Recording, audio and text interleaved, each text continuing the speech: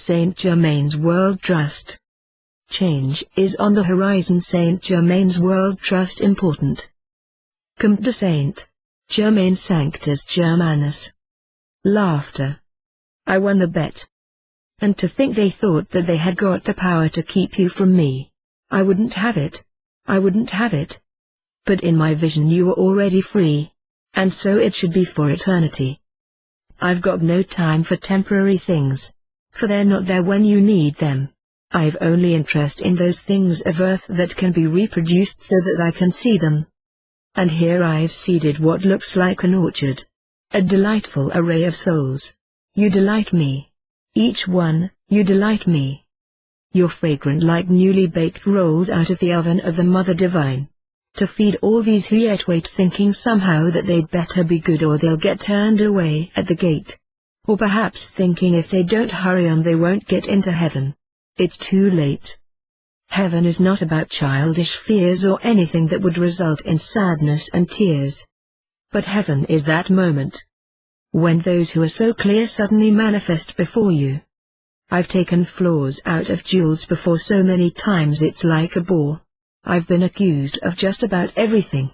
I wonder if I've missed anything.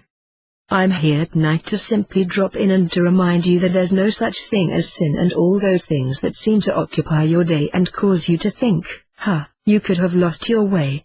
For there's nothing wider than heaven's bay, you really can't miss it if you use the violet ray. The violet flame, my claim to fame? Hardly. But I suppose some have said it, and though I've tried so very hard I still seem to end up with the credit. But I didn't do it for that reason, you know. No, I did it so that things would more sweetly flow and so that each one of you would really know that there is such a thing as phenomena. It isn't always apports and it isn't always smoke that issues out of a medium's throat, but instead it's that thing that can turn a bloke into one whose heaven's fires doth stoke, through her love or his great, great devotion. I'll dive in that ocean. The ocean of love. The ocean of freedom. The ocean of soul liberation. And at last I come to this place. I come to this place, for I can help you get rid of your past. Oh yes. Oh yes, the promise is given. The debt, it is paid. The rocket is ridden. The waters now flow. Won't you drink and be healed? For as far as I am concerned, in my heart you are sealed, and evermore, you can wield that magic that is yours to command. Beloved. Beloved. What does it take? Must all manifestation fall and break before you learn that this isn't a fake? But all for your growth and education I radiate then frequencies geared to your soul. And you will know it. You can take a poll. As the weeks go to months and the months go to years, you'll live without your hell-bent fears and instead come to know that the violet flame, it clears those things that now would seem to blind you. Enough. Enough. Though I can be so rough, perhaps careless, some even might say. But you see, it isn't the words or the appearance itself that I bring to you all this day, but instead something far better indeed. A kiss from the violet ray. And so to you all, Namaste, and so I do begin this glorious day. Away. Sanctus Germanus left a little P.S. I guess I should have signed my autograph in your mind, but I thought violet rain would betray Street Germain. Sanctus Germanus, Holy Brother, is the Western Latin name for an ascended being whose Tibetan origins as a High Lama who are only just being made known. The great divine director gave this Lama the name of Sanctus Germanus as he took on more and more Western incarnations, one of which was as the mysterious Comte de Street Germain. It has remained his favorite name. In deference to this preference, we shall use the name Sanctus Germanus or Street Germain interchangeably throughout this website. Sanctus Germanus works under the planetary logos, Sanat Kumara, who millions of years ago came to Earth with 7 other beings, including the Archangel Michael and the goddess Kuan Yin, to set up the earthly experiment. The planetary logos has remained as an ever-present brother's keeper throughout the downward cycle of Earth, serving as teacher and guru to other great and holy masters as Kuthumi, Moria, the mysterious K-17, and Jesus. He is also known as the Manu of the seventh root race, an advanced racial stock that will eventually people the New Age. In the 1950s, Sanctus Germanus assumed the position of hierarch of the New Age. As hierarch, Sanctus Germanus will direct Earth's affairs for the next 2,000 years. Sanctus Germanus is to prepare the Earth for the coming of a new avatar, the New World Teacher, who will be under the responsibility of the Lord Kuthumi. The exact shape and form of the new avatar is just emerging in a flood of new ideas and concepts onto the Earth plane. It is conceivable that the new avatar could take the form of a reformed worldwide media, the Internet and all its possibilities, radio, and television rather than of a person. This is yet to be revealed. Nevertheless, a new era, a new golden age, will be ushered in based on these teachings, and the project of soul liberation, so dear to Sanctus Germanus, will be implemented so that mankind can achieve its ascension by the end of the 2,000-year period. But before this can happen, the great and holy Master Sanctus Germanus will make his presence more and more obvious to mankind as he leads us through a period of upheaval and conflict to banish all vestiges of the dark forces from Earth. As the old makes way for the new and the slate is wiped clean, the roots of the new teachings will start to bear fruit. Past lives of one who evolved on the Earth plane. Each one of us here on Earth today represents a different stage of spiritual evolution that will eventually lead to our ascension, a point at which our souls will no longer be required to incarnate on Earth to further our evolution. Just as Sanctus Germanus incarnated countless times before he ascended, each of us will have a chance to follow his or other masters' examples. We see below how the Master Sanctus Germanus helped to shape the course of mankind's history since the demise of the civilization known as Atlantis.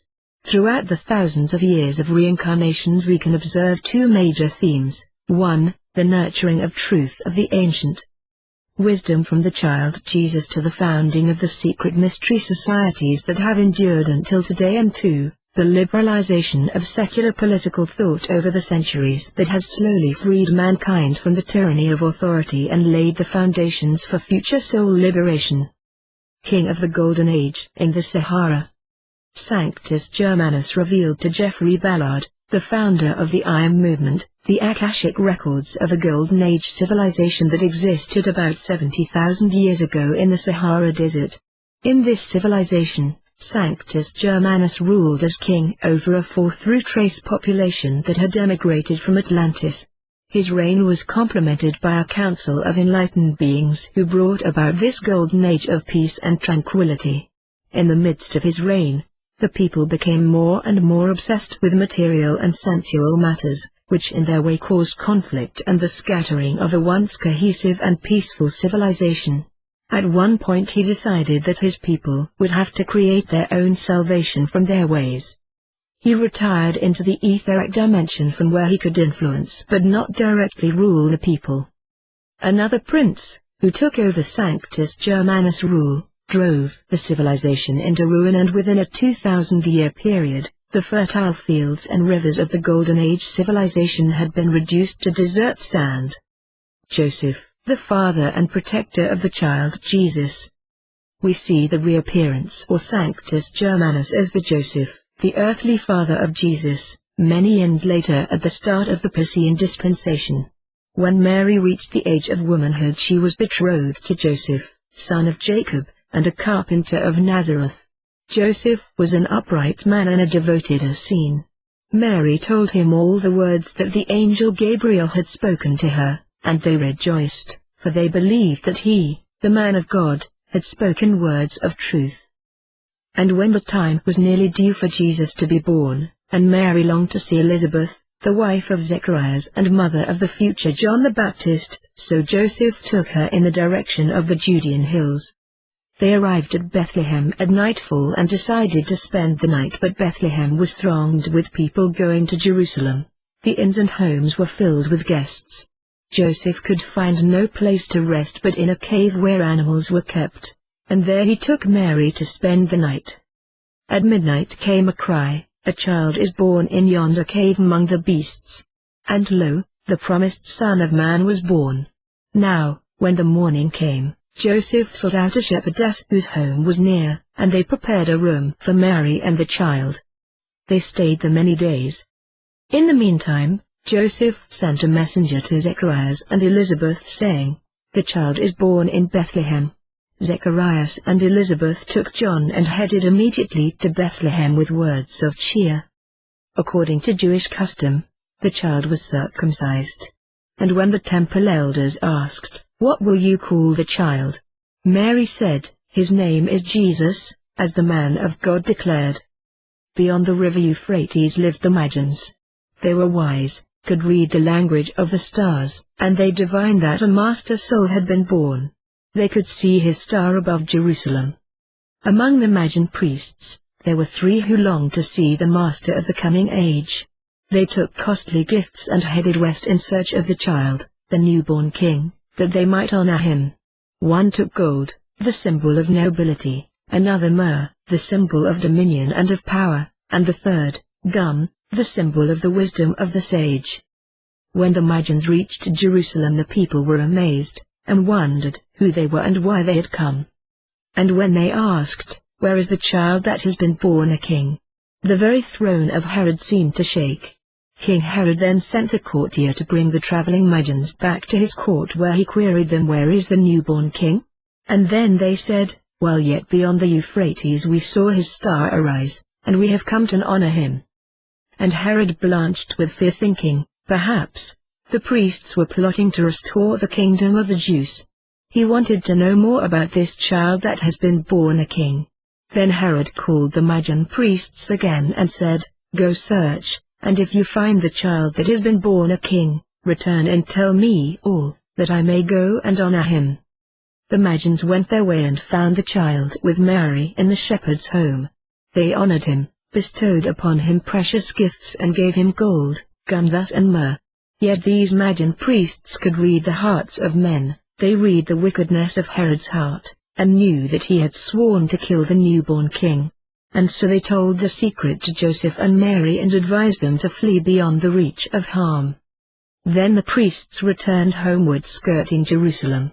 Well warned, Joseph took the infant Jesus and Mary in the dead of night and fled to Egypt, where they lived with Elihu and Salome in ancient Zone for a few years. When Herod found out the Magians had bypassed him in Jerusalem, he declared that all baby boys should be killed. Elizabeth fled with John to the Judean hills, but her husband Zacharias was slain by Herod's men.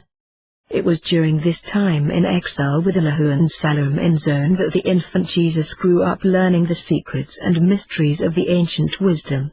Elihu and Salome taught him about Zoroastrianism, the mystery schools of Egypt, and Buddhism in India. These teachings would provide him the impetus later on to travel by foot to Persia, India and Tibet to study under the masters of wisdoms. He would return to Palestine imbued with these teachings and prepared for the world teacher, the Lord Maitreya, to overshadow him during the last 3 years of his life on earth. When it was again safe, Joseph secretly conducted his family back to Nazareth. By the time Jesus was 10, he was already sitting with the temple elders and teaching them.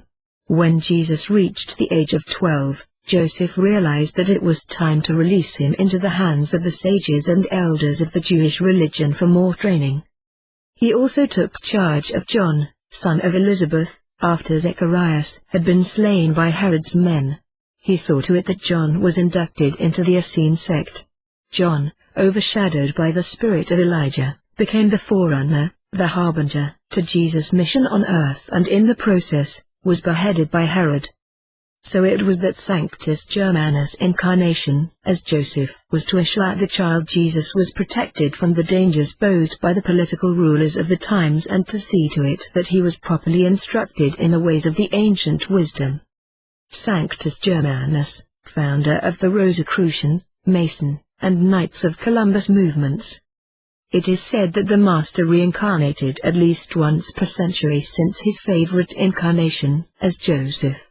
As the Christian Church merged its interest with that of the Roman emperors in the 3rd century, the true mystical teachings that were part of the Christianity, such as reincarnation, the link between Jesus' teachings and that of the Brahmins of India, etc. became distorted and detached from their source. It is at this stage that we see the Master Sanctus Germanus step in to try to preserve the original teachings of Jesus in the secret societies. According to the Master Moria, Sanctus Germanus is the true inner sovereign Grand Master of both the Masonry and the Knights of Columbus. In one of his incarnations, he lost his life defending the teachings of the ancient wisdom. He was born as Albinus into a Roman family in the town of Verulam, England. Albinus returned to Rome where he became a Mason, then journeyed back to Verulam and became active in public affairs. Yet by order of the emperor in 303 AD, Albinus was subsequently beheaded along with other Masons and heretics. Shrouded in their own self-imposed mysteries today, the Rosicrucians, Masons, and Knights of Columbus all admit to a chief role played by Sanctus Germanus in their rites and ceremonies. Sanctus Germanus as Merlin, spiritual advisor to King Arthur, circa 600 AD. In Sanctus Germanus' incarnation as Merlin, the spiritual advisor to King Arthur, El Moria, we see the first seeds being sown for just human governance, a step in the direction of soul liberation of mankind, a theme that would characterize his subsequent incarnations over the centuries until today. Information about Merlin's life varies widely from story to story in the body of Arthurian legend. In one version, he is conceived when his father, an incubus, male demon, lies with his mother, a nun at Carmarthen in southwestern Wales, while she is asleep. Some early tales portray Merlin as a warrior who goes insane after a battle, gains the gift of prophecy, and flees to spend his life in the Caledonian forest in Scotland. Later versions of Arthurian legend present Merlin as an aged magician whose life is marked by marvelous deeds and experiences. According to tradition, Merlin arranged for the conception of Arthur when King Uther Pendragon of Britain fell in love with Igraine, a married woman. For transforming King Uther into the likeness of Igraine's husband so that she would willingly lie with him, Merlin asked for their child in return. When Igraine gave birth to Arthur, a child of royal blood, the Master Moria took that incarnation. Merlin took the child Arthur to a man named Hector to be raised as a commoner. After King Arthur died, Merlin notified the barons of Britain that God had established a test to determine the successor to Arthur's throne. In front of a cathedral appeared a large stone topped with an anvil, in which a sword was embedded. Only the rightful king would be able to withdraw the sword. And of course, only Arthur was able to withdraw it, and he became king. As spiritual advisor to King Arthur, Sanctus Germanus as Merlin, inspired the king to institute the first modifications to the feudal system of governance.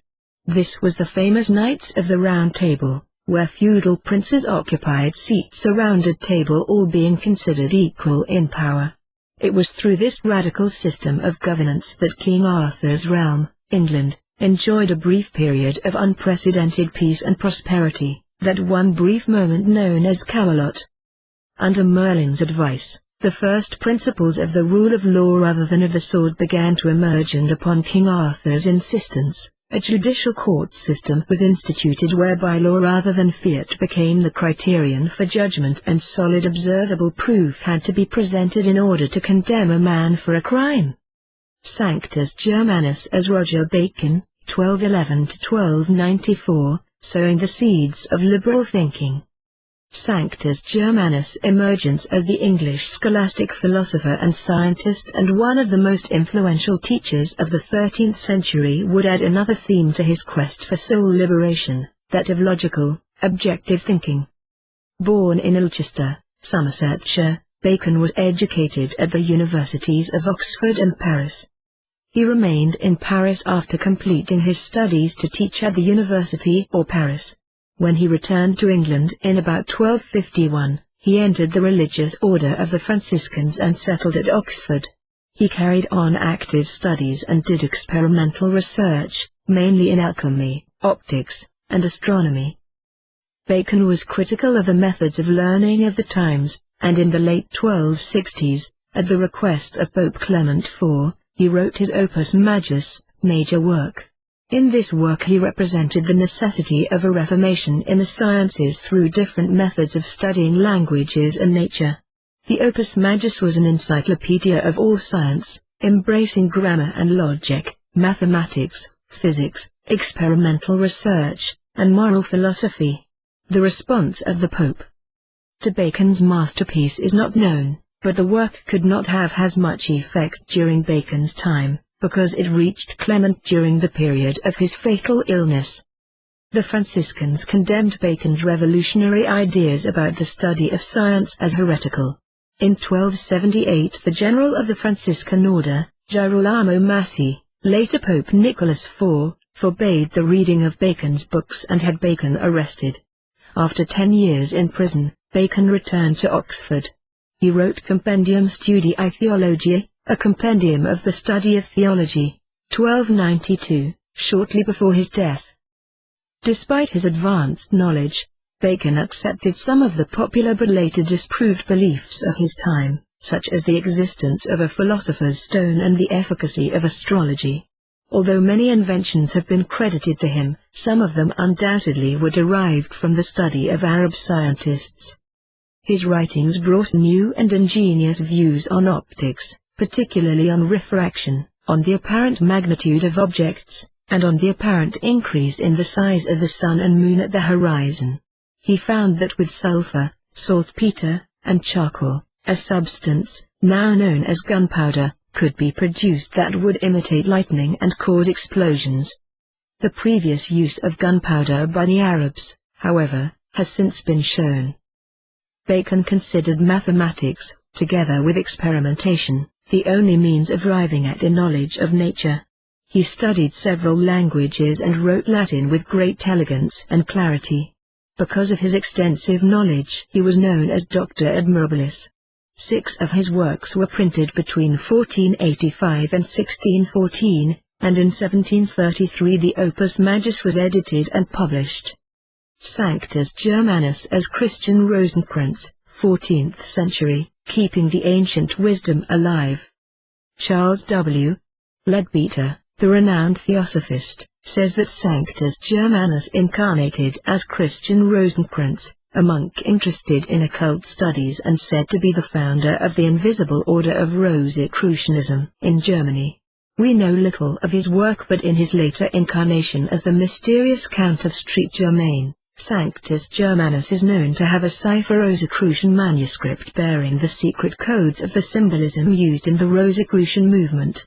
Whether he was or was not Christian Rosencrantz, we note the continued trend in the reincarnations of the Master, the preservation of the mysteries of the ancient wisdom. Sanctus Germanus as Christopher Columbus, 1451–1506. Sanctus Germanus as the Italian-Spanish navigator Christopher Columbus was both well versed in theology as well as maritime studies. His personal aim was to a westward route to Asia. He first tried to convince the crown in Portugal to support a westward trip over the Atlantic but failed. He then moved to Spain, where after many difficulties, convinced the Catholic monarchs, Isabel and Fernando, to support his project. His voyage of 1492 failed to land him in Asia. Instead, he had discovered the New World, which made him famous throughout Europe. He managed to secure for himself the title of admiral, and more royal patronage poured in. He made 2 more voyages to the New World after being named the viceroy of his discovered lands and after extracting an agreement from the king and queen to receive 10% of all wealth brought back. However, his fame within a decade became tarnished with charges of corruption in his administration of the new territories. Thereafter he was banned from further movement and died in political obscurity. Sanctus Germanus himself has admitted that during this incarnation, he easily succumbed to personal greed and avarice. However, this does not obscure the fact that through his endeavor, he is credited with opening the New World to the rest of humanity. Sanctus Germanus as Francis Bacon of England, 1561–1626. The planting of ideas. As the first Baron Verulam and Viscount St. Albans, English philosopher and statesman, Francis Bacon became one of the pioneers of modern scientific thought. Following along the lines of his previous incarnation as Roger Bacon, Sanctus Germanus again revolutionized mankind's thinking by introducing ampliative inductive reasoning to the formation of scientific hypotheses, contributing to the fundamental advancement of the scientific method. His work on cleaning facts of prejudice and preconceived notions added much empiricist thinking and logic. As a holder of high office throughout most of his life, he was able to obscure his active involvement in the secret societies of the ancient wisdom. Such activities undoubtedly contributed to his incisive thinking that advanced scientific thinking. Sanctus Germanus was born Francis Bacon on January 22, 1561, at York House, in the Strand, London, and educated at Trinity College, University of Cambridge. Elected to the House of Commons in 1584, he served until 1614. He wrote letters of sound advice to Elizabeth I, Queen of England, but his suggestions were never implemented, and he completely lost favour with the Queen in 1593, when he opposed a bill for a royal subsidy. He regained the respect of the court, however, with the accession of James I to the English throne in 1603.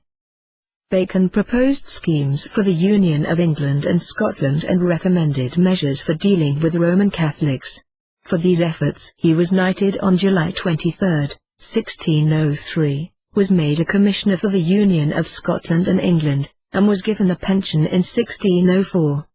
His Advancement of Learning was published and presented to the king in 1605. 2 years later he was appointed Solicitor General. In the last session of the First Parliament held, February 1611, under James I, the differences between Crown and Commons grew critical, and Bacon took the role of mediator. Despite his distrust of James's chief minister, Robert Cecil, 1st Earl of Salisbury. On Salisbury's death in 1612, Bacon wrote several papers on statecraft, particularly on relations between Crown and Commons, in order to gain the king's attention. In 1613 he was appointed Attorney General. In 1616 Bacon became a Privy Councillor, and in 1618 he was appointed Lord Chancellor and raised to the peerage as Baron Verulam. In 1620 his Novum Organum was published, and on January 26, 1621, he was created Viscount St. Albans. In the same year he was charged by Parliament with accepting bribes. He confessed but said that he was heartily and penitently sorry. He submitted himself to the will of his fellow peers, who ordered him fined, imprisoned during the king's pleasure, and banished from Parliament and the court. After his release, he retired to his family residence at Gorhambury. In September 1621 the king pardoned him but prohibited his return to Parliament or the court. Bacon then resumed his writing, completing his history of Henry VII and his Latin translation of the Advancement of Learning, De Augmentis. In March 1622 he offered to make a digest of the laws, with no further consequence despite repeated petitions to James I and James's successor, Charles I. He died in London on April 9, 1626. Bacon's writings fall into three categories: philosophical, purely literary, and professional. The best of his philosophical works are The Advancement of Learning, 1605, a review in English of the state of knowledge in his own time, and Novum Organum, Indications Respecting the Interpretation of Nature, 1620.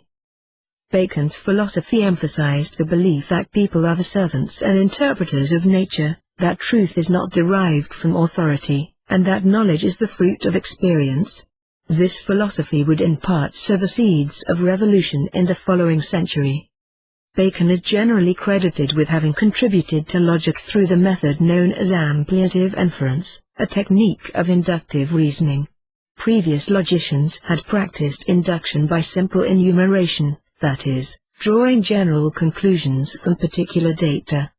Bacon's method was to infer by use of analogy, from the characteristics or properties of the larger group to which the datum belonged, leaving to later experience the correction of evident errors.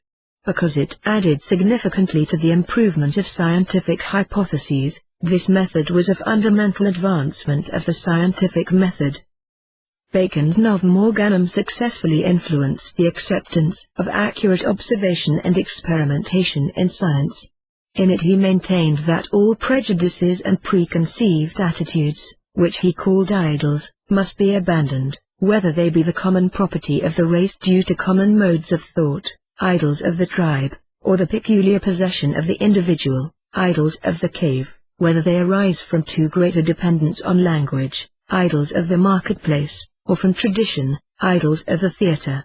The principles laid down in the Novum Organum had an important influence on the subsequent development of empiricist thought.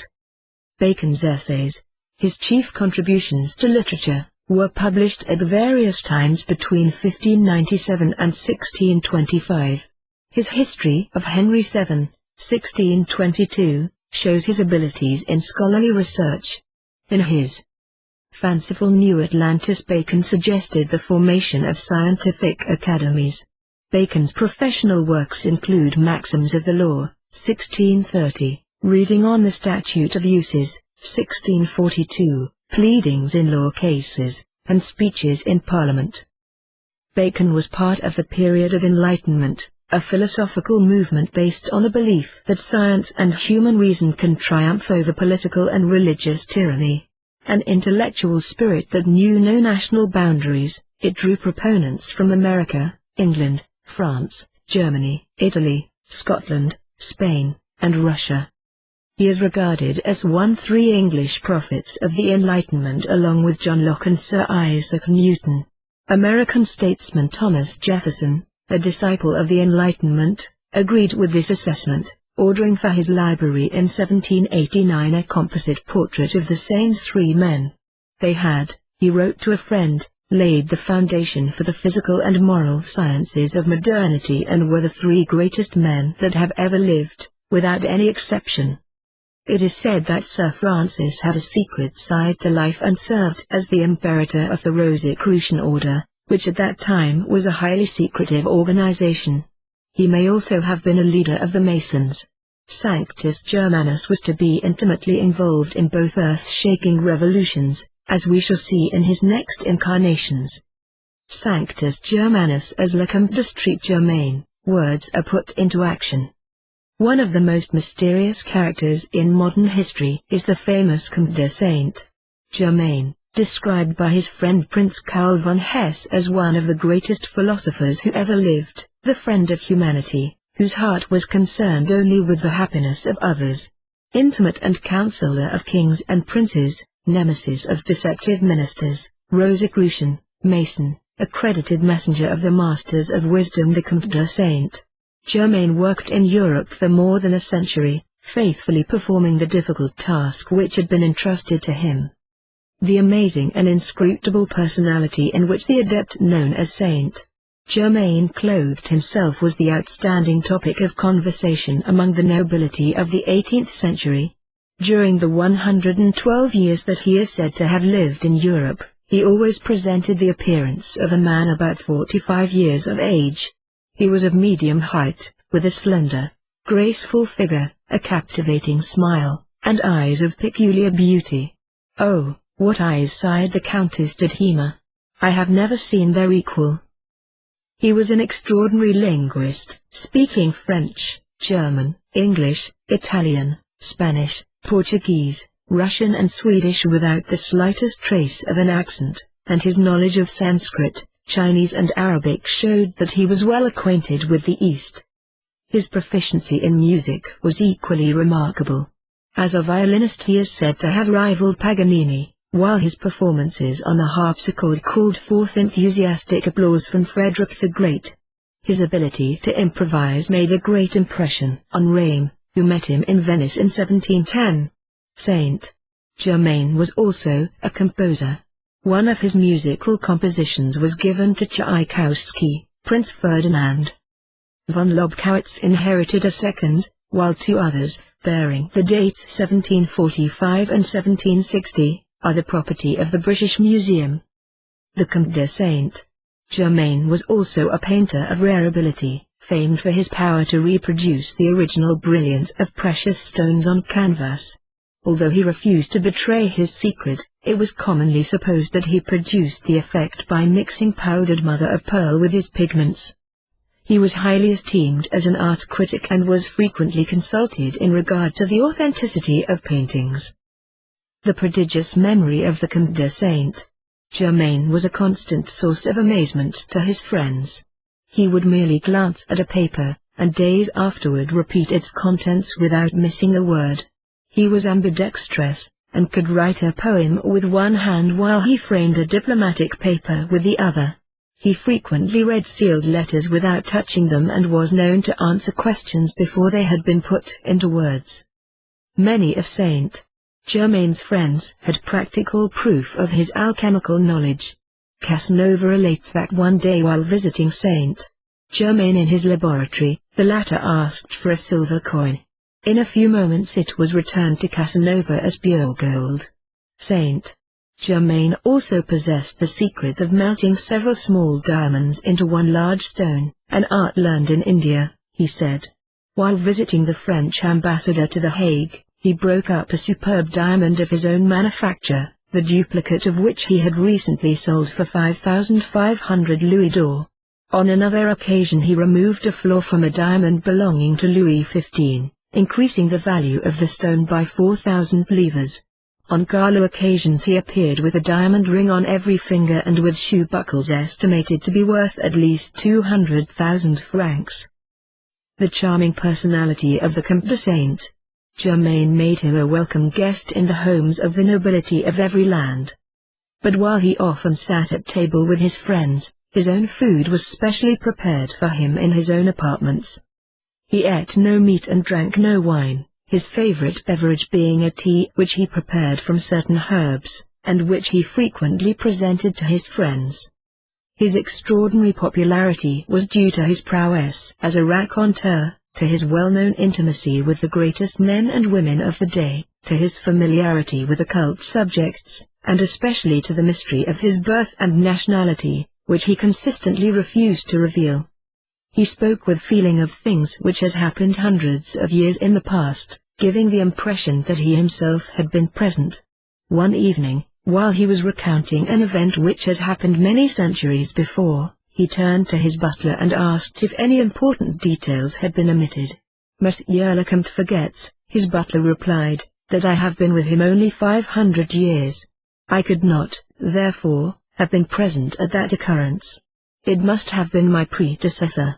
If, as many claimed, Saint Germain affirmed that he had lived in Chaldea and possessed the secrets of the Egyptian sages, he may have spoken the truth without making any miraculous claim. There are initiates, and not necessarily of the highest, who are able to recall many of their past lives. This may have been Saint Germain's way of calling his friends' attention to the doctrine of reincarnation. Or perhaps he knew the secret of the elixir of life. Although no one knew when the Comte de Saint Germain was born, his life from 1710 to 1822 is a matter of history. Both Raymond and the Countess de Giorgi met him in Venice in 1710. 50 years later the aged Countess met him in Madame Pompadour's house and asked him if his father had been in Venice in that year. "No, Madame," the Count replied, "but I myself was living in Venice at the end of the last and the beginning of this century. I had the honor to pay you court then, and you were kind enough to admire a little barcarolle of my composing." The Countess could not believe her ears. "But if that is true," she gasped, "you must be at least 100 years old." The Count smiled. "That, Madame, is not impossible." In 1723 the Count showed his mother's portrait, which he always wore on his arm, to the mother of the future Countess de Genlis. It was a miniature of an exceptionally beautiful woman, dressed in a costume unfamiliar to the Countess. "To what period does this costume belong?" the Countess inquired. The Count merely smiled and changed the subject.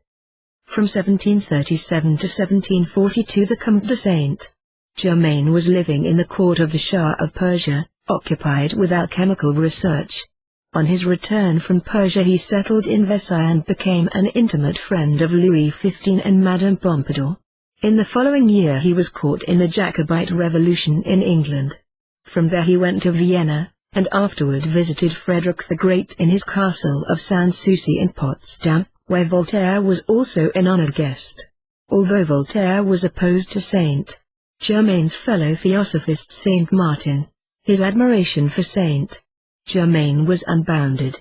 In a letter to Frederick, Voltaire expressed his opinion that the Comte de Saint Germain is a man who was never born, who will never die, and who knows everything. In 1755 the Comte de Saint Germain accompanied General Clive to India. On his return to France, Louis XV gave him a suite of apartments in the royal chateau of Chambord, in Turin. Here he often entertained the king and members of the court in the alchemical laboratory which the king had provided for him. In 1760 Louis sent the Comte de Saint Germain on a delicate diplomatic mission to The Hague and London. At that time he discovered that the Duc de Choiseul, who up to that time had been implicitly trusted by the king, was playing a double game. Although Saint Germain confided this fact to the king, the former was determined that the peace treaty between England and France should be signed, no matter who received the credit. So one evening in May, 1761, Saint Germain called upon the Duc de Choiseul and remained closeted with him the whole night. This conference resulted in the celebrated alliance known as the Family Compact. This in its turn was the forerunner of the Treaty of Paris, which brought the colonial war between England and France to a close. In the following year Saint Germain was called to St. Petersburg, where he played an important part in the revolution which placed Catherine the Great upon the throne of Russia. He left the country in the uniform of a Russian general, with full credentials to which the imperial seal of Russia was affixed. Shortly afterward he appeared in Tunis and Leghorn while the Russian fleet was there, again in Russian uniform, and known under the name of Graf Saltykov. After the death of Louis XV in 1774, Saint Germain spent several years traveling in Germany and Austria. Among the kings, princes, ambassadors and scholars who met him during those years, how many suspected that the soul of a great adept looked out through the eyes of the Comte de Saint Germain? How many realized that they were conversing with an emissary of that great fraternity of perfected men who stand behind the scenes of all the great world dramas, one who was directing not only the minor currents of European history, but some of the major currents as well? How many were aware of Saint Germain's real mission, part of which was the introduction of theosophical principles into the various occult fraternities of the day? The Rosicrucian organizations were certainly helped by him. While Christian Rosenkreuz, the founder of the order, transmitted his teachings orally, Saint Germain recorded the doctrines in figures, and one of his enciphered manuscripts became the property of his staunch friend, Prince Karl von Hesse. HPB mentions this manuscript in The Secret Doctrine, 202, and quotes at length from another, 582. While Saint Germain was living in Vienna he spent much of his time in the Rosicrucian laboratory on the Landstrasse, and at one time lived in the room which Leibniz occupied in 1713. Saint Germain also worked with the Fratres Lucis, and with the Knights and Brothers of Asia who studied Rosicrucian and Hermetic science and made the Philosopher's Stone one of the objects of their research. Although an effort has been made to eliminate Saint Germain's name from modern Masonic literature, careful research into Masonic archives will prove that he occupied a prominent position in 18th-century Masonry. He acted as a delegate to the Wilhelmsbad Convention in 1782 and to the Great Paris Convention of 1785. Cadet de Gassicourt described him as a traveling member of the Knights Templar, and Deschamps says that Cagliostro was initiated into that order by Saint Germain. The Comte de Saint Germain is said to have died on February 27, 1784, and the church register of Erkenford in Danish Holstein contains the record of his death and burial. But as it happens, some of Saint Germain's most important work was done after that date. This fact is brought out in the Souvenirs de Marie Antoinette, written by one of her ladies-in-waiting, the Countess d'Edhema. This diary was started in 1760 and ended in 1821, 1 year before the death of the Countess, and a large part of it is concerned with Saint Germain's efforts to avert the horrors of the French Revolution. Early one Sunday morning in 1788 the Countess was surprised to receive a visit from the Comte de Saint Germain, whom she had not seen in several years. He warned her that a giant conspiracy was underfoot, in which the encyclopedists would use the Duc de Chartres in an effort to overthrow the monarchy, and asked her to take him to the Queen. When Madame de Hima reported the conversation to Marie Antoinette, the Queen confessed that she also had received another communication from this mysterious stranger who had protected her with warnings from the day of her arrival in France. On the following day Saint Germain was admitted into the private apartments of the Queen. "Madame," he said to her, "for 20 years I was on intimate terms with the late king, who deigned to listen to me with kindness. He made use of my poor abilities on several occasions, and I do not think he regretted giving me his confidence." After warning her of the serious condition of France, he asked her to communicate his message to the king and to request the king not to consult with Maurepas. But the king ignored the warning, and went directly to Maurepas, who immediately called upon Madame de Hima. In the midst of the conversation Saint Germain appeared. He confronted Maurepas with his treachery and said to him, "In opposing yourself to my seeing the monarch, you are losing the monarchy, for I have but a limited time to give to France. This time over, I shall not be seen here again, until after 3 successive generations have gone down to the grave." The second warning from Saint Germain came on July 14, 1789, when the Queen was saying farewell to the Duchess de Polignac.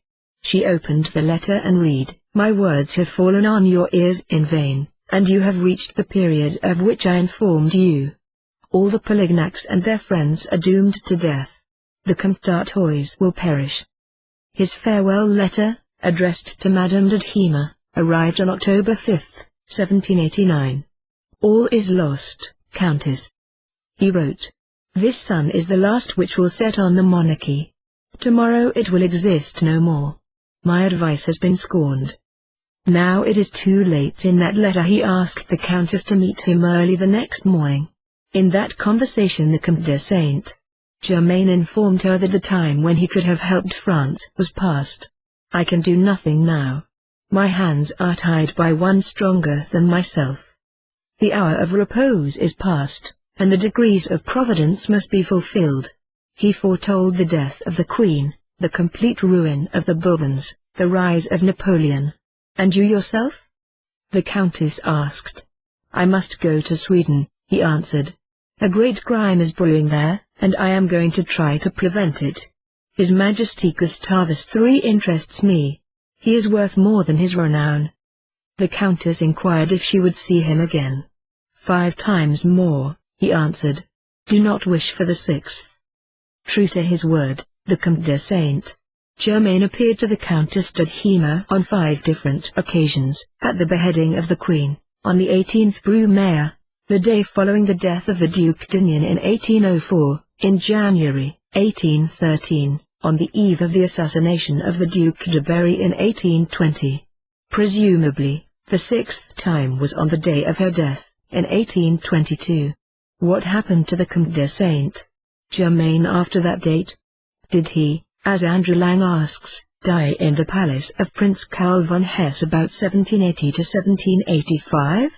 Did he, on the other hand, escape from the French prison where Grosley thought he saw him, during the French Revolution? Was he known to Lord Lytton about 1860? Who knows? Who, indeed? One of the masters spoke of the benevolent German prince from whose house, and in whose presence he, Saint Germain, made his last exit home. In the last decade of the 18th century Saint Germain confided his future plans to his Austrian friend, Franz Graffa, saying, "Tomorrow night I am off. I am much needed in Constantinople, then in England, there to prepare 2 new inventions which you will have in the next century: trains and steamboats. Toward the end of this century I shall disappear out of Europe, and betake myself to the region of the Himalayas. I will rest, I must rest. Exactly in 85 years will people again set eyes on me. Farewell. Clean Wiener Memorian. These words were spoken in 1790. 85 years from that date brings us to 1875. What part did Saint Germain play in the theosophical movement of the last century? What part is he going to play in the present century? HPB gave a cryptic suggestion of the time when he would again appear. The Comte de Saint Germain was certainly the greatest Oriental adept Europe had seen during the last centuries. But Europe knew him not. Perchance some may recognize him at the next era, which will affect all Europe when it comes, and not one country alone. Was the event of which he spoke the last great war, or does the real trail still lie before us? From Count of Saint Germain, from a series Great Theosophists, Theosophy, Volume 27, Number 1, November, 1938, Number 28 of a 29-part series. The Comte de Saint Germain stepped into a Europe full of discord and conflict. Austria and France were pitted against England and Prussia. Russia was stirring up strife in Poland, and England, in addition to warring with France, was also at war with her colonies in America and trying to conquer India. The constant state of war and conflict between the ruling families drew resources away from their respective populations, keeping the masses in a state of abject poverty, while the royalty continued to wine, dine, and scheme on their political alliances. It was obvious to the European royalty that the Comte de Saint Germain was of high birth, for he exhibited the savoir-faire and mannerisms of the court and an extremely high intellectual acumen in most fields of endeavor. But what was all this flamboyance and phenomena about? Could the great Brotherhood of Light have hoped that the powers that controlled 18th century Europe would stop battling each other and listen to the advice of one so endowed and extraordinary? The Comte de Saint Germain made a decision to work alongside King Louis XV, for the king preferred to use secret diplomacy in his matters of foreign affairs. The Comte de Saint Germain also hoped he could bring the warring parties into a federated Europe that would exist in peace. But as a master he could but advise, for under the cosmic law he was bound to respect the free will of those involved. He could but hope that his extraordinary feats demonstrated before their very eyes would add more validity to his words of counsel. As a master, the Comte de Saint Germain could clearly see the future fate of the royalty if they continued on their path of arrogance and war. He laid out these dangers to the powers that be, including the famous Marie Antoinette, Queen of France. But his visions of the future fell on deaf ears. The king's ministers, feeling usurped by the count, plotted to eliminate him rather than take his warnings into consideration. Instead, internecine court plotting took precedence over the looming events. Finally, their arrogant blindness led them into direct confrontation with the masses in the French Revolution. A decade before, the Comte de Saint Germain took time off in Europe to externalize as a gentleman in the back of the room at the Philadelphia State House when the Declaration of Independence was before the body of colonial leaders for signing. When the colonial leaders hesitated, thinking of the war and deaths that would ensue in a war with England, the gentleman stood up and admonished in a loud voice, "Sign this parchment." The Declaration of Independence would create America, an actual place on earth where ideas promoting man's liberation could be implemented.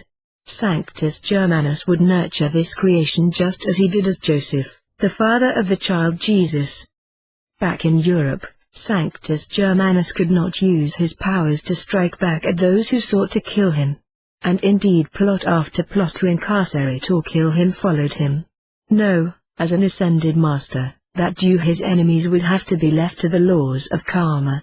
Instead, he merely disappeared, often retreating to the Brotherhood sanctuaries in the mountains of Europe or Asia for meditation and renewal, and then reappeared at key moments when it was safe. Both the American and the French revolutions came about in part from the liberal ideals advanced during the Age of Enlightenment, of which Sanctus Germanus was an integral part in his incarnation as Sir Francis Bacon. The revolutionary ideas that swept over the European continent following the fall of the French monarchy would level the influences of the royal courts forever. Sanctus Germanus played an active behind-the-scenes role in the realization of the idea of America. It is said that he inspired Abraham Lincoln's Gettysburg Address, standing firmly behind the emancipation of America's slaves. More is not known about his role in the birth pains of America. We can see that the various incarnations of Sanctus Germanus from Merlin to the Comte de Saint Germain dealt with creating the governing and social context for the liberation of mankind from tyrannical authority and poverty. Again, the great brotherhood of light demonstrated that it is the inevitable power of the word, those thought forms designed to free man's soul, that would triumph over the most powerful of kings. During the 19th and 20th centuries, Sanctus Germanus would turn his attention to the more difficult and arduous process of soul liberation. Sanctus Germanus and the process of soul liberation. During the latter part of the 19th century and throughout the 20th century, the great brotherhood of light externalized itself with ever more force and frequency in the form of the Theosophy, the I Am, Joel Q. Alice A. Bailey, Bridge to Freedom and Summit Lighthouse movements. All these movements would have in common the message of soul liberation. It was no accident that this first embodiment of the ancient wisdom to the West would start in America when Helena P. Blavatsky and Colonel Henry Steele Olcott founded the Theosophical Society in 1875 in New York City. Madame Blavatsky only hints of the role that Sanctus Germanus played in her training and teachings, although one sees him in the precipitated photo in About Us. It would be the masters Kuthumi and Moria who would take on the major task of forming the Theosophical movement in America, Great Britain and India. Blavatsky's seminal works, Isis Unveiled and The Secret Doctrine, would revolutionize Western thinking and reveal to it the existence of the Great Brotherhood of Light and its hand in moving the course of events throughout history. Moreover, Theosophy would introduce the notion that man's true liberation came from the soul within, his higher self, and that each individual was indeed the son of God, if not part of God itself. It revealed to the Western world that Christianity had its roots in the ancient mystery schools of Egypt and India, and that Jesus had indeed traveled there and received instructions from the masters of the Great Brotherhood of Light. That the very foundations of Christianity came from the same source as Buddhism and other religions would plant the seeds for the coming world religion. Revealed to Western thinking what those in the East had known for centuries was that God was within every man's body.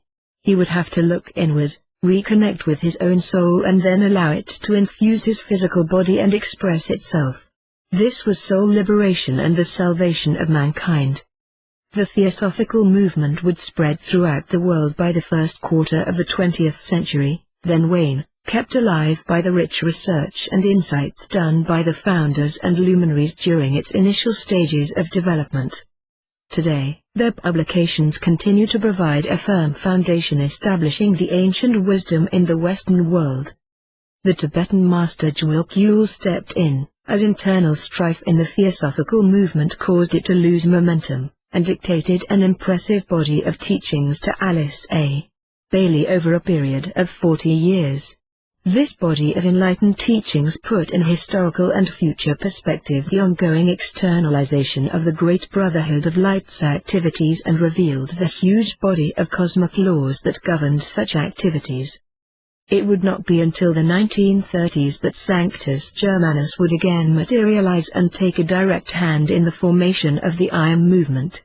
As with his appearance as the Comte de Germain in the 18th century in a Europe in tumult, his reappearance in the 1930s occurred in the midst of the Great Depression and the World Wars 1914 to 1945. As an ascended master, Sanctus Germanus worked through his messenger Mr. Godfrey Ballard, and together the I Am movement swelled to around 700,000 adherents. The I Am movement carried on the teachings of soul liberation, the God within all the I Am. Another thrust of the I Am movement was to invoke and preserve the idea of America, a revolutionary experiment in freedom, and to keep it out of the worldwide insanity of war and turmoil that had engulfed the earth. In 1941, Mr. Ballard passed on and the I Am movement gradually lost its momentum. The United States of America subsequently joined the warring nations in the Second World War. In the post-war years of the 1950s, Sanctus Germanus again appeared through his messenger, Geraldine Innocenti, to form the Bridge to Freedom movement. Through this rather short-lived movement, Sanctus Germanus revealed more about the structure of the Great Brotherhood of Light, its continued governance of world affairs, and laid before mankind its present and future plans to externalize and usher in the new era. He again appeared through another messenger, Mark Prophet, and formed the Summit Lighthouse movement in the 1970s. This movement attempted to formalize the teachings of the Ascended Masters into a university curriculum to train disciples and initiates for the Great Brotherhood of Light. But as is often the case, the movement became the target of the dark forces, and misrepresentations from the astral plane bearing lookalikes of the Masters began to skew the teachings of the movement, leaving many disillusioned followers in its wake. Sanctus Germanus, the present hierarch of the New Age. We have seen in the various incarnations of the great and holy Master Sanctus Germanus a constant theme of liberating mankind from the clutches of dark thinking and superstition. From the time as Joseph he nurtured the child Jesus and saw to it that he was instructed in the tradition of the ancient wisdom. In his subsequent incarnations he continued to keep the ancient mysteries alive in the Rosicrucian and Masons' secret societies that survive until this day, along with other embodiments of the ancient wisdom such as the Osophy. At the same time, from Merlin onward he sought to liberate man's society from tyrannical authority and raise human thinking and logic, to advance scientific thinking, all this to set the stage for mankind's soul liberation, which we are experiencing today and which we shall see in full bloom in the New Age. With centuries of experience on Earth in various incarnations behind him, the Ascended Master Sanctus Germanus has now been given the responsibility as the growing hierarch of the New Age. Here is what Sir Arthur Conan Doyle said of the Master. The Masters of Wisdom, as you know, play no favorites. If there is a favorite amongst them, it is simply that the will of God be done and fulfilled. And the Master Saint Germain obviously is no exception to this. And so to him the planet, it would almost be like a sphere. He holds in the palm of his hand. He's not only alive with America or Europe or any of the places that he's reportedly to have haunted in the past. Yes, of course, those have all been his stomping grounds. But literally the whole planetary body is subject to his will. He, as it were, takes his place as the growing hierarch of the New Age, Aquarius. Today his presence is felt everywhere in the world. Unbeknownst to most, Sanctus Germanus has been the inspiration and promoter behind the tremendous explosion of innovations involving the computer and the Internet. Each time you sit down at your computer and log onto the Internet, think of the great and holy Master Sanctus Germanus. Through email and the semi-instantaneous access and connection to information all over the world, you are experiencing in a small way, the precursor of the integral knowingness of the New Age. Email is right now the crude precursor to mental telepathy, which will be the basis of communication in the advanced stages of the New Age. Of course, the greed that accompanied the dot-com rise and fall had to be flushed out, but the technology and potential of broadband connections around the world stand ready to be exploited. It will just be a matter of time before the Earth will experience forms of the Internet heretofore inconceivable. And Sanctus Germanus uses this innovation in ever more frequency and power to get his message of soul liberation to mankind. But before these great promises of soul liberation and peace can be realized on Earth, we must pass through yet another period of earthly turmoil. In the year 2000, the great cosmic beings responsible for Earth decided to accelerate the pace of Earth's evolution to make up for the various setbacks encountered during the Piscean dispensation. Time will fly, so to speak, but the temporary result will be a world engulfed in insanity. What will appear to the material eye as a collapse of the financial, economic, and political structures in the world and the rise of terrorism, war, and plain insane behavior worldwide must be interpreted as a grading process. the weeding out of the evil influences on earth, the separation of the tares from the wheat. At the helm of this momentous purging of Earth's dark forces is the great and holy Master Sanctus Germanus, again appearing at this particular flashpoint as he did in past history to guide and protect us at the threshold of the new age. The story of how this change will occur takes us back to Tudor England. There was an enigmatic character by the name of Saint Germain. He learned the secrets of alchemy by studying ancient esoteric knowledge into the occult. He was literally able to turn lead into gold, rocks into diamonds, and later was able to transmute his mortal body into an immortal angel conquering death itself. With his elixir of life and positive thinking he never aged at all. According to Germain, it is the activity of our nerves, the flame of our desire, the acid of our fears, which daily consume our organism. He who succeeds in raising himself above his emotions, in suppressing in himself anger and the fear of illness, is capable of overcoming the attrition of the years and attaining an age at least double that at which men now die of old age. Comte Saint Germain. A man who knows everything and who never dies, Voltaire.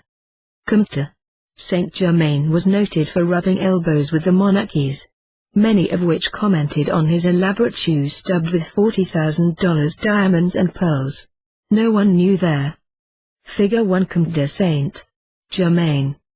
Source of his income. Then around 1727 he shared his secret money-making techniques to certain German bankers in hopes that they would use the money to help humanity. Using his techniques, they along with the monarchies choose to squander the money for themselves. Even to this day, these bankers have continued to keep this knowledge secret. Eventually Saint Germain realized the money was never going to be used for benevolent purposes, so he pulled his money out and in 1729 he put it into his own world trust. At the founding of the trust it was stipulated that this money would be released in the year 2000. Bankroll programs. Around the turn of the century, the children of robber barons and banksters began to see the error in their parents' evilness and their use of wealth. These 100 children are known as wealthy visionaries. Together they invested some of their family's money into secret money roll programs, to be used for humanitarian purposes. The bankroll programs allow wealthy investors to make insane profits by ripping off the assets and resources from third world nations. The profits from these programs are utterly astronomical, as monthly returns can be in excess of 100,000 and 500,000. The name roll programs comes from a method of rolling money over and over in short periods of time. At the end of each cycle investors then reinvest or roll the principal and interest earned over into the next cycle. In the late 1990s the bankroll programs finally ceased. Money earned from these bankroll programs became known as the prosperity programs. Over time the programs were secretly opened up to small investors so that one could invest as little as $100 at a time. These small amounts were handled by trustees, who collected the money and kept records, and combined the small investments into the large amount, let's say, $1 million, that was required in order to enter a roll. The news of these programs spread by word of mouth and especially via multi-level marketers. Thousands of people invested and great wealth was generated, but little, if anything, was ever paid back to the investors. Trustees such as Clyde Hood and Mike Kadosky were sent to jail under false charges. Then corruption, greed, and fraud became widespread among the bankers, government, and even some trustees who wanted to steal the money for themselves.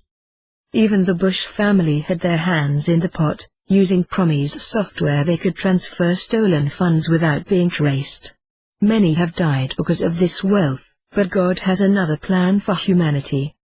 The time has now come to release these prosperity funds and the funds from St. Germain's World Trust.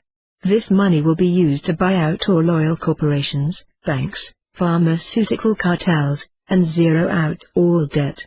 250 years of compound interest has mushroomed the World Trust into a net worth in excess of $1 quadrillion.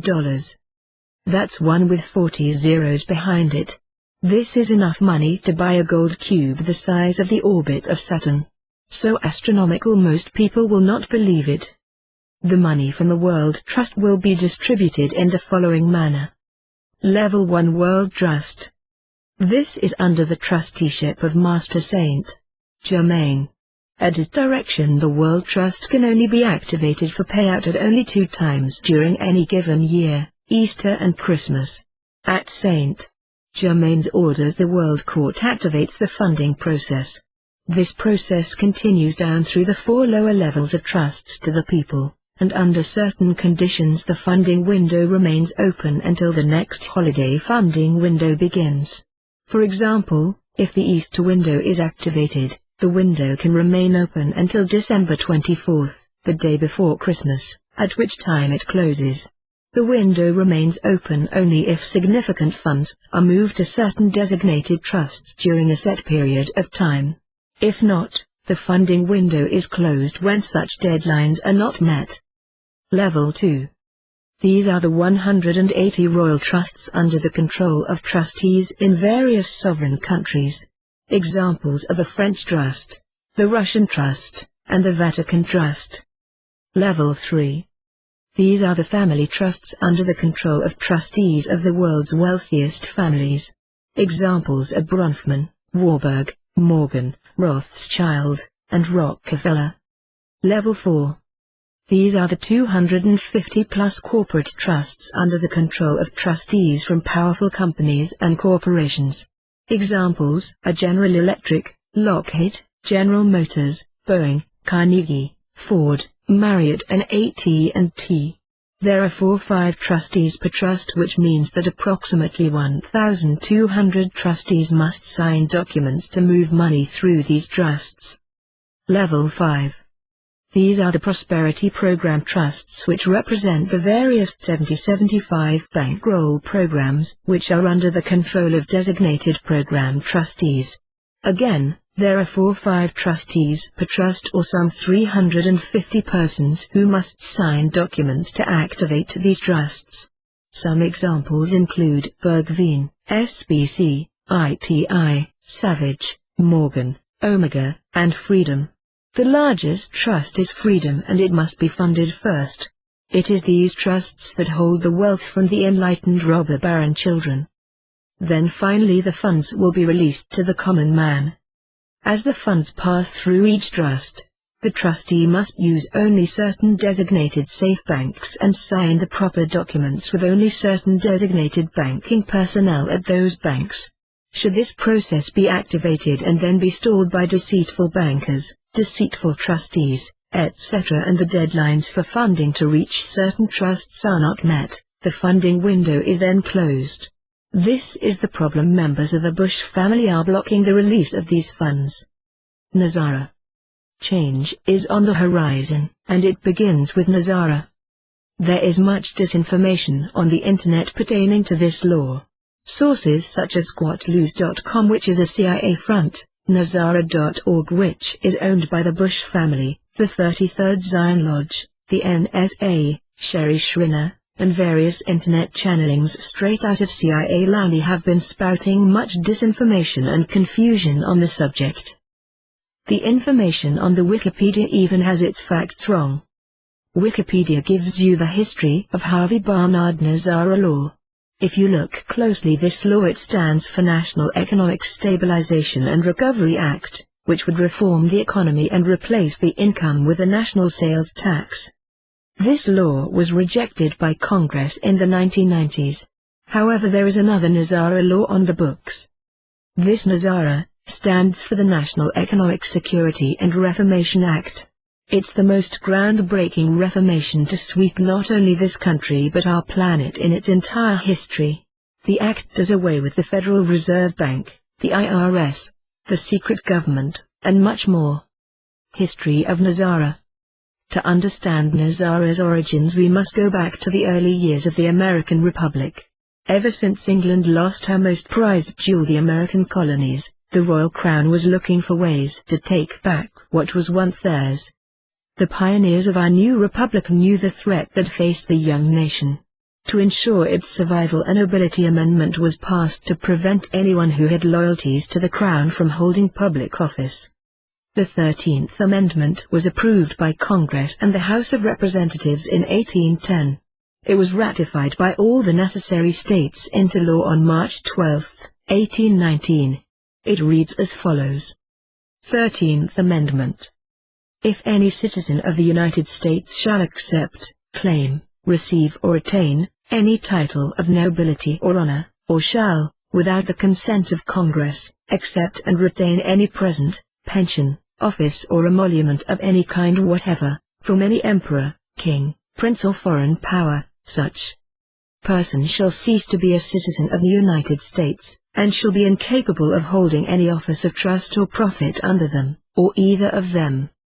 This amendment was unacceptable for the British Crown because this would essentially cut off all meddling into the affairs of the new Republic's government. It would also mean anyone who is a member of the Bar, Lawyer, Association would not be allowed to hold public office. Remember, the BAR is short for the British Accredited Registry.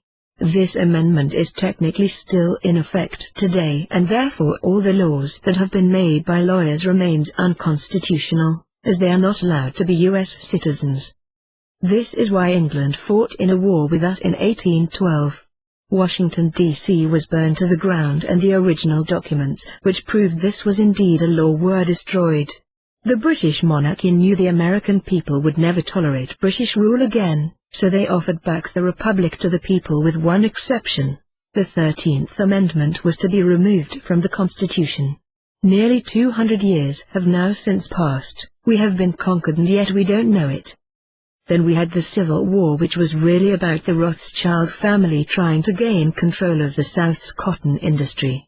Then we had the Federal Reserve Act of 1913, which put America into slavery.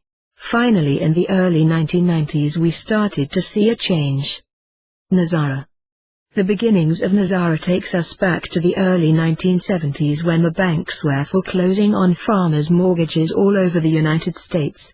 The Willie Nelson Live Aid concerts were one of the fundraisers that helped these farmers. The farmers soon realized the banks were not only charging exorbitant and illegal amounts of interest, but they were illegally foreclosing on their homes. When these farmers began to seek legal action against the banks, they soon realized that the government and banks were working in collusion with each other. So in the early 1990s, they sought the help of the Farmers Union and did in-depth research on all the banks' illegal activities. A series of lawsuits were initiated against the banks and the government. Over 336,000 farm claims filed for fraud against the U.S. federal government, with an average of $20 million per claim. This amounts to $6.6 trillion total. In retaliation, the banks and the government sent the IRS against the farmers. When the farmers realized they were being unfairly targeted by the IRS, they began looking for ways to fight back. They requested help from military generals such as General Race Wasinger, to sit in the courtroom to ensure the bribed judges would vote according to constitutional law. These court cases ran up and down various state and federal courts from 1970s till the 1990s. Then in 1992-1993, the farmers appealed their case to the U.S. Supreme Court. Almost unanimously, the U.S. Supreme Court justices ruled that the Farmers Union claims were valid, and that the U.S. federal government and the banks had seriously defrauded the farmers, and all U.S. citizens, out of vast sums of money and property.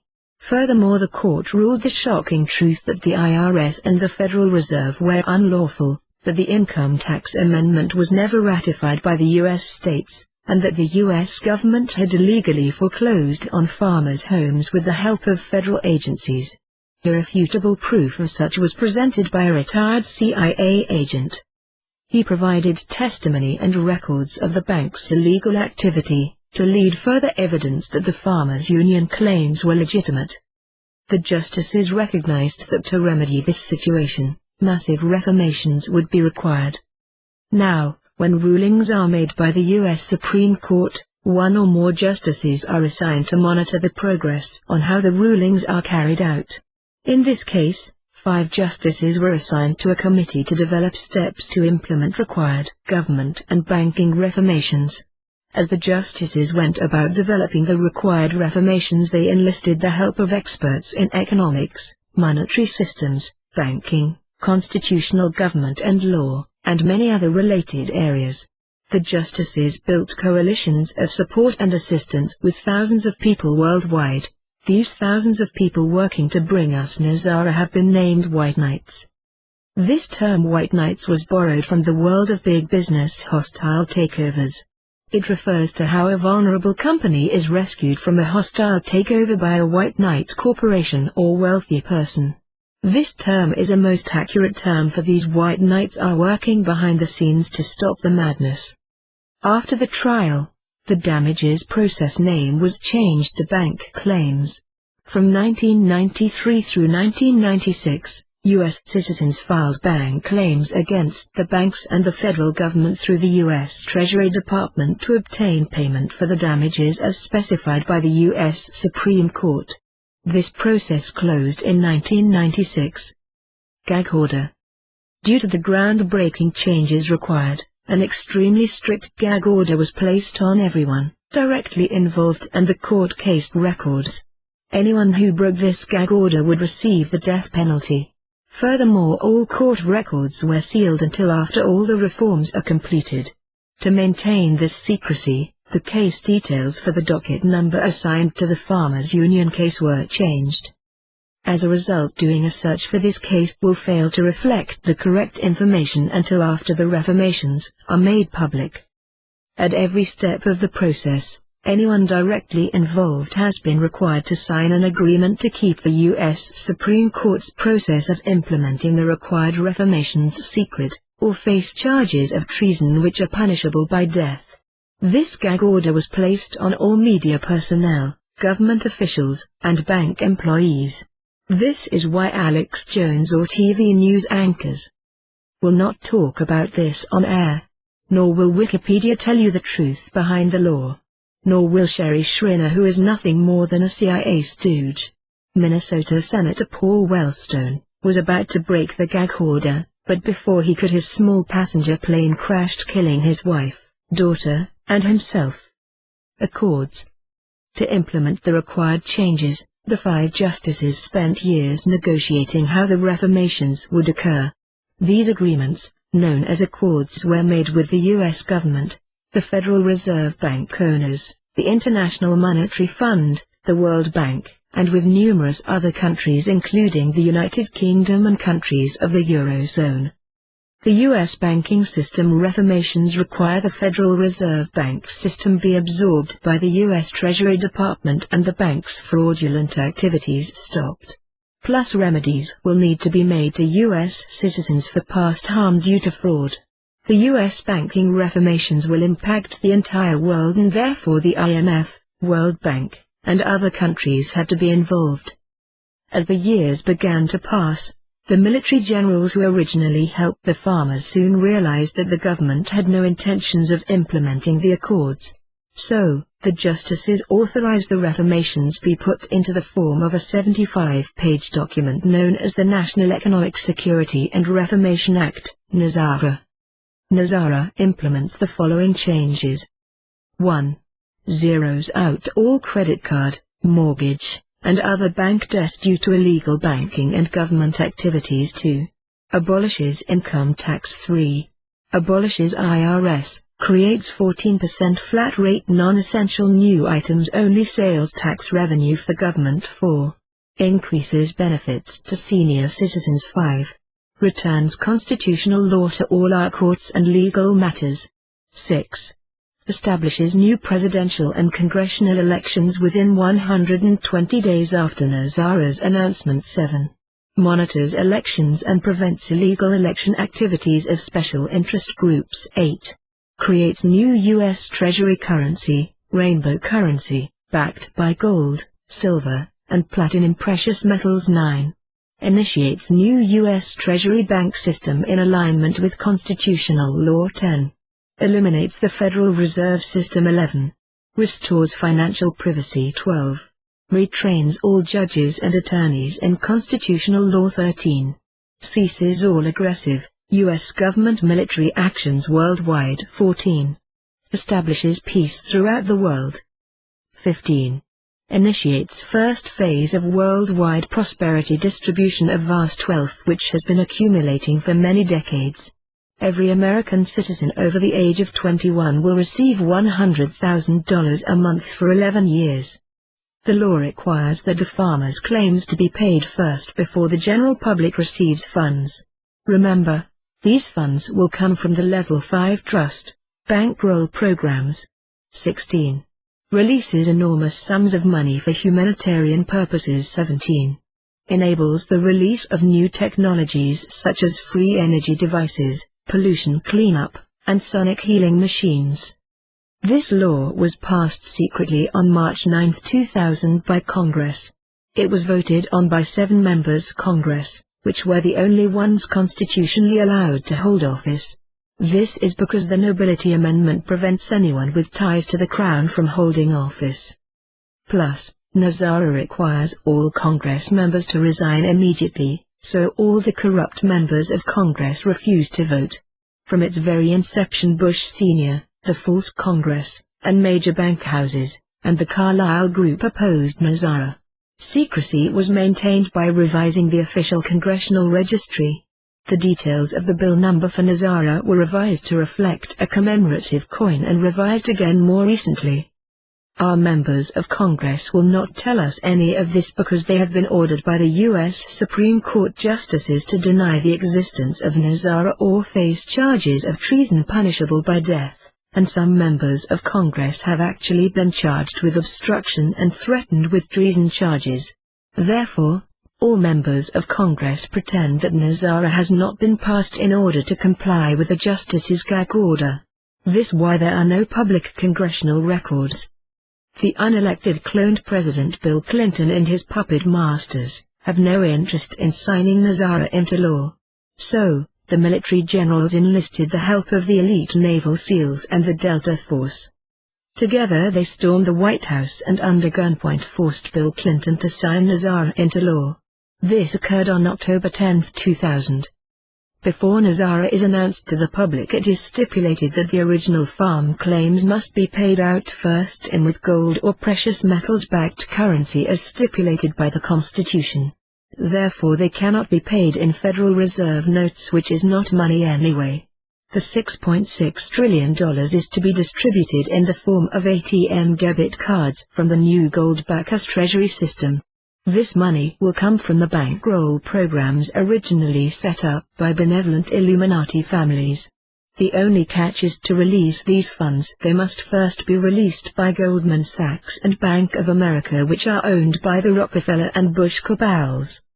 To prevent the funds from being released, the banking documents, which contains instructions on how to access the funds, are being transported 24/7 between warehouses in Charlotte, NC and Washington, D.C. The drivers of these FedEx trucks are heavily bribed, and many are afraid of reprisals from the Bush family if they deliver their payload as required by law.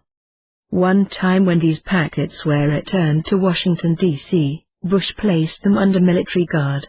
Federal judges ordered him to release the funds. G.W. Bush replied, "You will never receive these packages, they belong to me." The judge answered, "I can do no more. He is President of the U.S. The news media were called and refused to film the guards, saying he is the president and we are afraid of what he will do. Code for "We also work for the Illuminati." This has been going on for some time, so the IMF and World Bank got together along with the Rothschild family to set up a new global banking system backed by gold. This will ultimately kill the Federal Reserve System, which is worthless fiat money. It was approved by Congress on September 19, 2007. On October 19, 2007, at midnight, the U.S. Treasury of the Republic went online with the global banking system. The next step is announcing this to the public, but it's not an easy task to do. Many powerful groups have tried to stop the announcement and implementation of the NASARA law. 18 months after NASARA became law, The justices had the current Congress passed resolutions approving Nazara on September 9, 2001. On September 10, 2001, George Bush Sr. moved into the White House to steer his son on how to block the announcement. The next day Nazara was set to be announced at 10 a.m. on September 11, 2001. 9/11 attacks. Groups opposing Nazara arranged for the attacks to occur on 9/11 to keep Nazara from being announced. Just before the announcement, Bush Sr. ordered the demolition of World Trade Center to stop the international banking computers on floors 1 and 2, in the North Tower from initiating the new U.S. Treasury bank system. George Bush Sr. decapitated any hopes of returning this government back to the people. Despite the fact the Bush family was to be paid off $300 trillion to cooperate with Nazara, they choose instead to maintain control over us. Ultimately, in the end, the Bushes will end up with nothing. Without a gold-backed treasury system, our country is headed to economic collapse and eventual civil war. Logistics of 9/11. We are all familiar with the official story of September 11.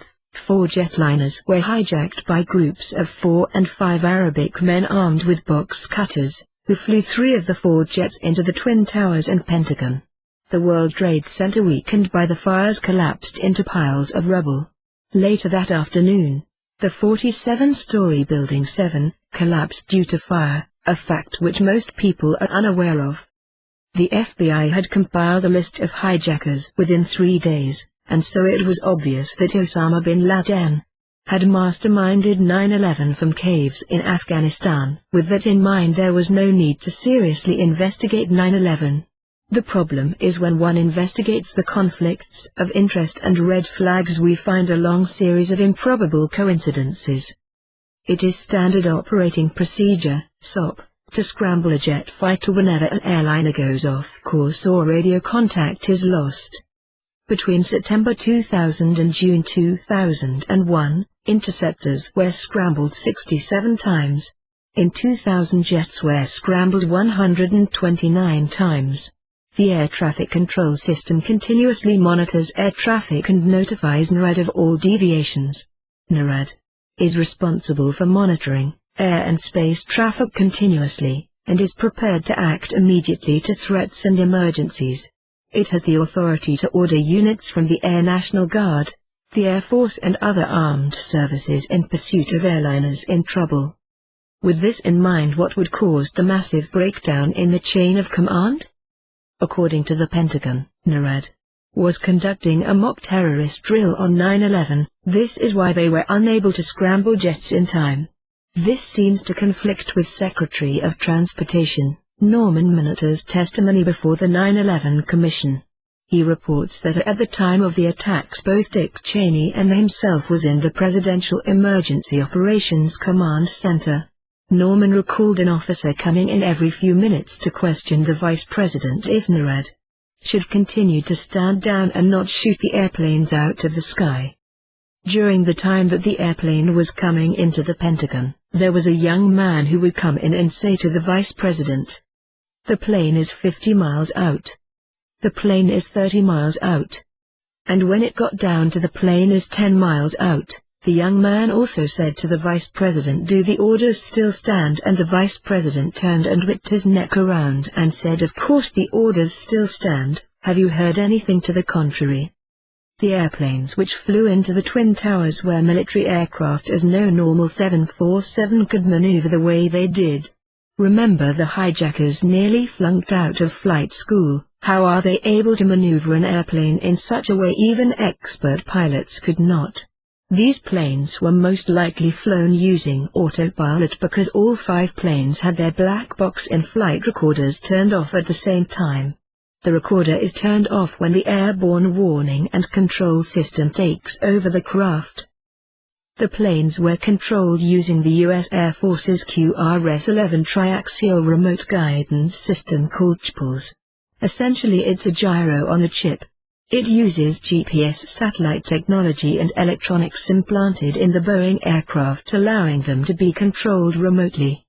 The truth is the September 11 attacks were carried out using remote processes. It was planned out by a CIA unit of 100 people, Aquarius.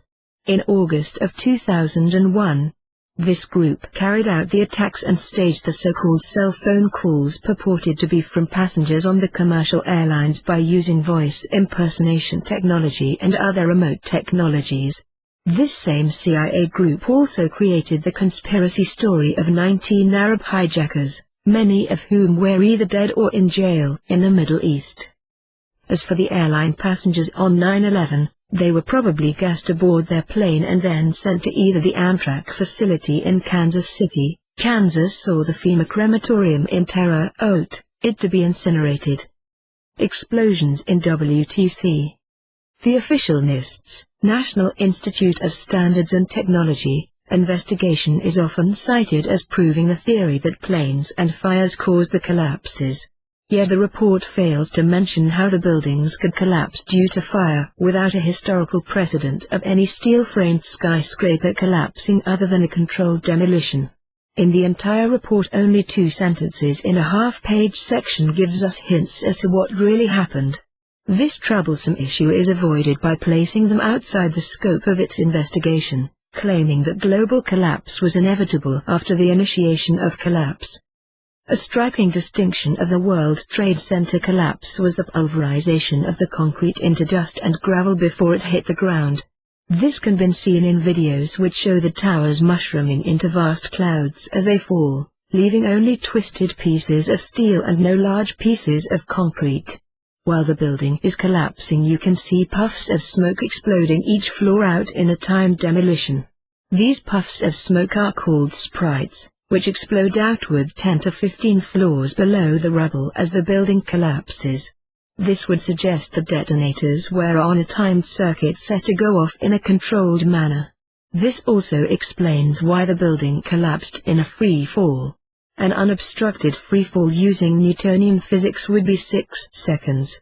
Logic would dictate as the building collapsed, the floors below it would reduce the speed. However, the World Trade Center collapsed in 7 seconds. All of this makes sense, especially when you consider the testimony from the firefighters. They reported hearing bombs going off, but the media ignored their testimony. Even Columbia Observatory recorded minute explosions on seismograph, moments prior to the collapse. William Rodriguez, who worked as a janitor, reported hearing explosions in the basement just moments prior to the airplane colliding into the World Trade Center. Hillary Clinton promised him a high position in her government if he remained silent about this. Instead, he refused. Even today, the media continued to ignore and distort his testimony. Prior to 9/11, no steel building had ever collapsed due to fire. There is no way jet fuel could burn hot enough to melt the steel in the WTC. This is because steel melts at 2,700 degrees Fahrenheit, and jet fuel burns at 1,800. Even if the beams buckled, it wouldn't cause them to melt with the fireproofing protection. The truth is the fire burned around 700 degrees and was about to extinguish itself. This can be confirmed by the black smoke which occurs in an oxygen-deprived fire. There is no way the fires could have burned as hot as the government claims, especially when the videos show people sitting at the edge of the impact hole waiting to be rescued. Furthermore, Stephen Jones, professor of physics at Brigham Young University, found that the rubble had evidence of evaporated steel and thermite, which is used in controlled demolitions.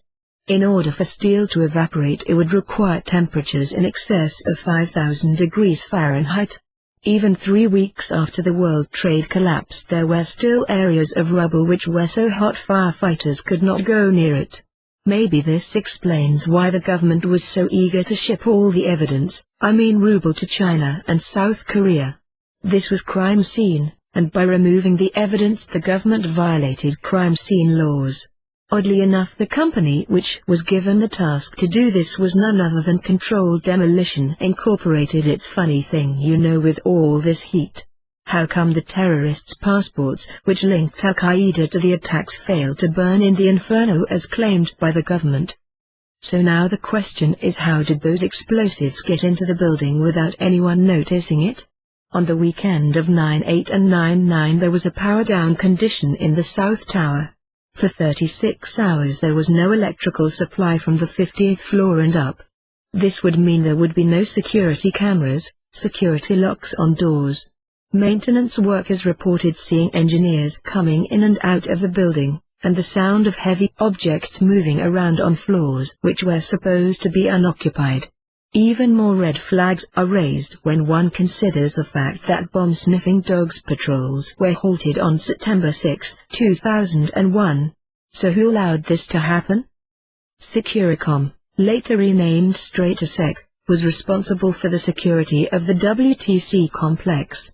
Marvin Bush, G.W.'s brother, was on the board of directors. Isn't it odd that he has never been investigated, especially considering Securicom was also in charge of security for United Airlines and Dulles International Airport, the same place where the reported hijackers boarded the planes. Building 7. Building 7 was the third building to collapse on 9/11 according to the government. Fires leveled the building. The only problem with this is, fires have never leveled a steel skyscraper before. The team that investigated the collapse was kept away from the crime scene. By the time their report was published in May 2002, the evidence had been destroyed. Building 7 had a number of fires of limited extent and unknown duration before the total collapse at 5:20 p.m. Official reports assume the debris from the North Tower ignited the fire at 10:29 a.m. FEMA's report blamed the collapse primarily on fires, though it was inconclusive. NIST suggested it was caused by severe structural damage. However, other skyscraper fires exhibited more extensive burns and longer lasting than Building 7, but none of these other buildings collapsed. From the video evidence, it is clear Building 7 collapsed in a controlled demolition-type manner. Even the owner of the WTC complex, Larry Silverstein, admitted to this fact in 2002 on PBS. I remember getting a call from their fire department commander, telling me that they were not sure they were gonna be able to contain the fire. And I said, we've had such terrible loss of life. Maybe the smartest thing to do is pull it. And they made that decision to pull, and we watched the building collapse. Pulling is a term used in controlled demolitions. Now it takes weeks of planning and installation of detonators for a successful controlled demolition. How could all these detonators be conveniently in place unless Silverstein had foreknowledge the attacks would occur? Perhaps this explains why he bought a 99-year insurance policy worth $7 billion months prior to the attack. The truth is, the World Trade Center was loaded with asbestos. It would have cost much more than $7 billion to take the building apart piece by piece to remove the stuff. So not only is it cheaper to do a controlled demolition, Larry Silverstein made money from it too.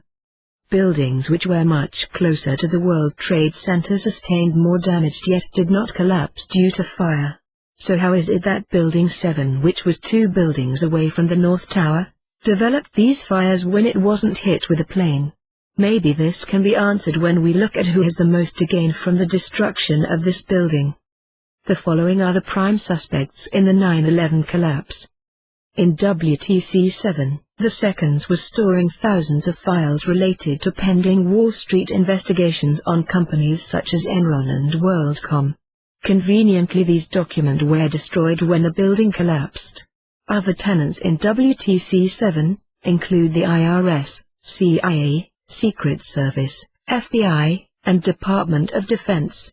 Building 7 also served as the command center for the security of the entire WTC complex, which was headed by the president's brother, Marvin Bush, whose contract ended coincidentally on 9/11.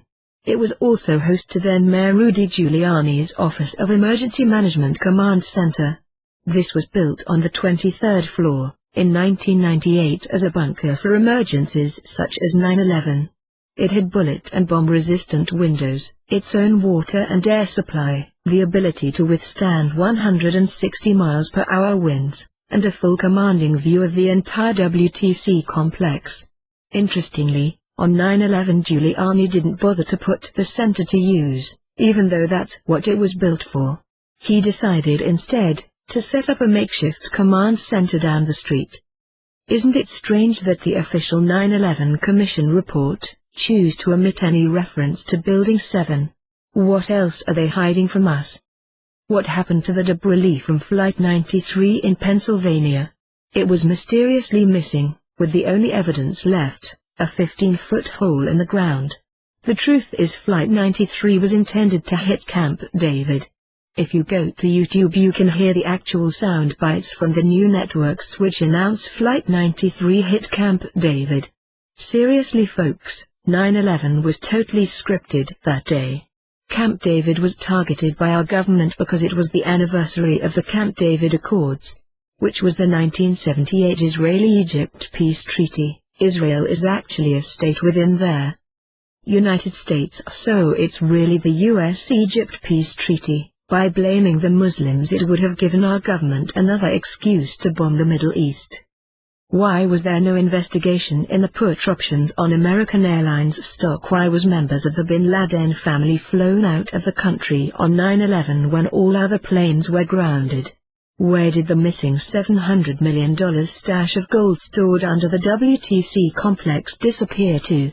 The questions go on and on. The government will not answer them because they are at fault. The whores in the media will not tell us the truth, as many of the major news networks have been paid off to lie to the American people. It's all about the money. Pentagon.